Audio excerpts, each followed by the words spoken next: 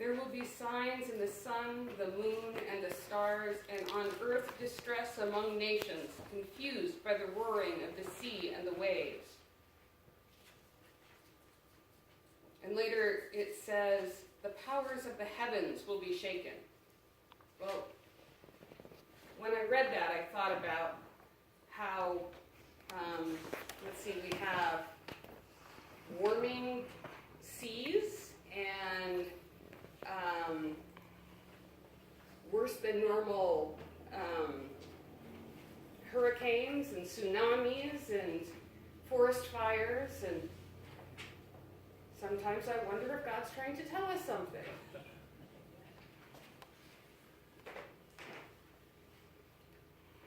The first candle for Advent is a representation of hope. The words of the gospel really don't sound very hopeful. Luke recalls Jesus saying that people will faint from fear and foreboding of what is coming upon the world, for the powers of the heavens will be shaken. The concern is that our faith might be shaken along with the heavens and the earth. It can be so easy. So what is there in this world to be hopeful for if things are going to be so frightening that we faint? When I think of this, I think of my very first trip on a plane. I was 6 years old, and my dad was taking me to meet his sister, who lived very near LAX, so near, as a matter of fact, that her house was later sold to make the airport bigger. But that's another story. And then we were going to go to Disneyland. I was so excited that I didn't sleep all that night, and I had to keep getting up to complain to my mother that I wasn't sleeping. Because, of course, misery loves company, and it was important that my mom know that I was up, and that I wake her up, so that she could share my excitement, my trepidation, and my loss of sleep, right? I really think she seriously thought about giving me a tranquilizer. And of course, my mother had made me a brand new outfit to wear on the plane into Disneyland. It was this, okay, you have to understand, it was the 70s. It was this pale blue and white striped skirt set with a matching vest in polyester so bulletproof that they could have used it instead of asphalt on the tarmac. Both my parents had warned me not to get dirty, and I was absolutely nauseous about doing something wrong that might be embarrassing on the airplane. So I was hardly eating or drinking anything. Right before we land, my dad got me a Coke. I don't even drink Coke. I don't like Coke. But for some reason, at 6 years old, you don't have actual opinions. You just have the ones that your parents give you. So I was trying to drink so carefully, I was barely putting it up to my mouth, right? I had barely touched the soda to my lips. And then, you know it, turbulence. Suddenly the Coke that I had so carefully handled so that I wouldn't get messed up was all over me.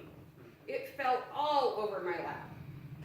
Now I had what I most feared, a wet, sticky, obviously messy lap, so everyone, including the aunt that I had never met before and was presumably going to think that I was, like an untrained heathen, could see how incredibly klutzy I was. I was sure it was the worst thing in the world.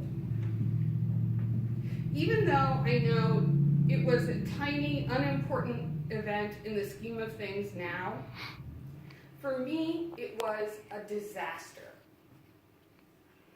I was certain it was going to ruin the whole trip. I had nothing to wear to Disneyland. My mother was going to be so upset at me.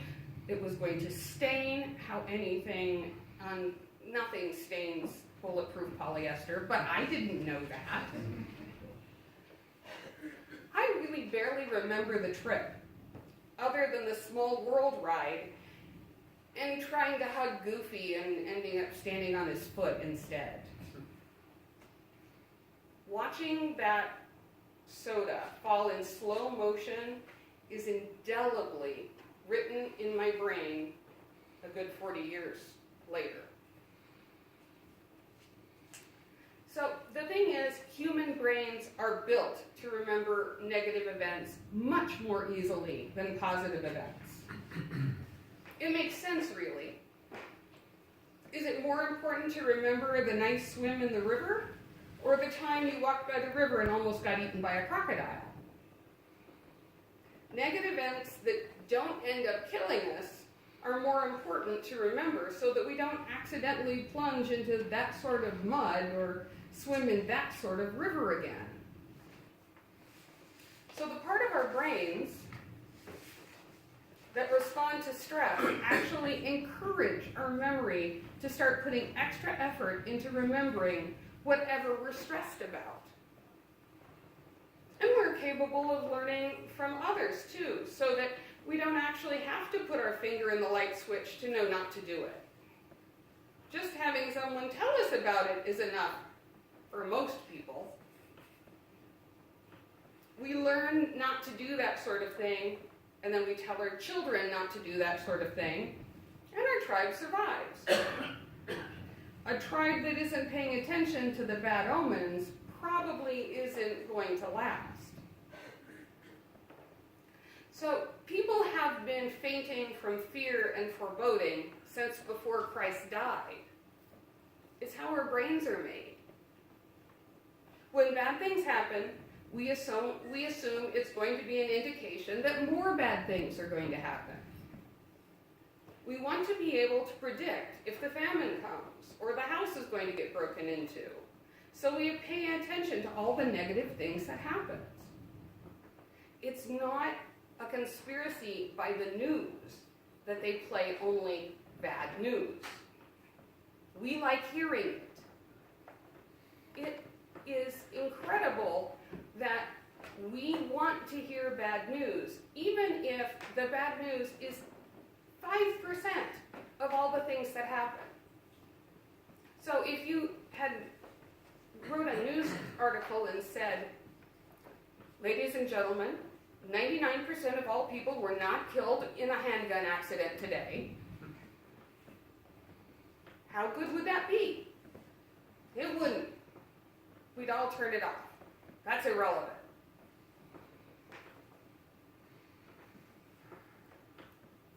In general terms,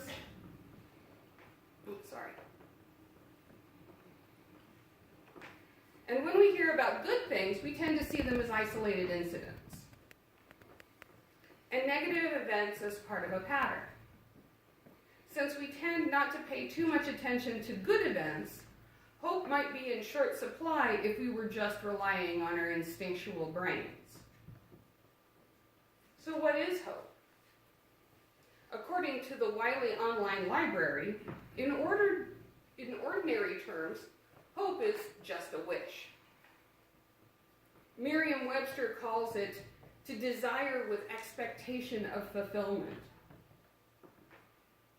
In other words, hope is to want something enough that you expect it to happen. In general terms, that hope is based on the strength of the individual's belief in their desires. But that's not what hope is for Christians. In Christian faith, hope is the confident expectation of what God has promised and its strength in His faithfulness. The hope of a Christian doesn't rely on our own strength of will, but in God's faithfulness. Rather than worrying about what might happen because of this or that bad thing, our faith is in the promise that God has made, and that God has said we will never hope in vain. We may not believe our own ability to make good come from evil, but we believe in God's ability to make good on his promises. We know that God never goes back on his promises. We know that we don't have to worry about what may happen. Not that only good things will come to us. Obviously, that's not true. After all, the Coke fell on me, and at that point, I was a pretty good girl. But as the saying goes, rain falls on the just and the unjust alike. So what's different? The difference is that you don't have to worry about it. If bad things come, God is with you. God will make it okay. God will give you the strength that you need. God will somehow make good things come out of very difficult, dark times. Not always directly for you. I mean, Rosa Parks spent a whole year in jail, and, that didn't exactly seem like a good time to her, I'm pretty sure. But because of her faith that things could happen, things happened. God's will, not our will. So, what is the difference about living without worry? Well, if you live without worry and you only have $2 and someone needs $1, you might give it to them. Because somebody might need it more than you do. And you figure that somehow God will be helping the both of you along. If you're worried about what might happen, you hang on to your $2 because you don't know whether or not you're going to have another one. Worry tends to make us selfish because worry makes you think that you have to rely on yourself. As Christians, we know we don't have to rely just on ourselves because God has our back. And because Jesus is with us, who can really be against us?